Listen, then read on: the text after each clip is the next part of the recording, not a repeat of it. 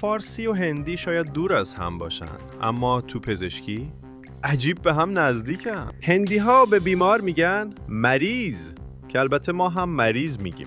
بیماری هم در فارسی و هندی یکیه. جالبه بدونی که قرص میشه گلی و پماد میشه ملهم که ما میگفتیم مرهم. درمان در هندی میشه ایلاج که شبیه همون علاج خودمونه. درد تو هر دو زبان یکیه. از همه جالبتر میدونی چیه؟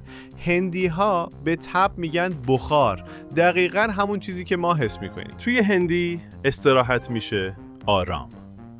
به سرماخوردگی در هند میگن زوکام یا سردی. وقتی کسی ضعف داشته باشه میگن کمزوری داره. تو هندی به ماساژ میگن مالش. دو زبان متفاوت اما توی دنیای سلامتی عجیب شبیه همن. اگه این ویدیو جالب بود لایک و سابسکرایب یادت نره.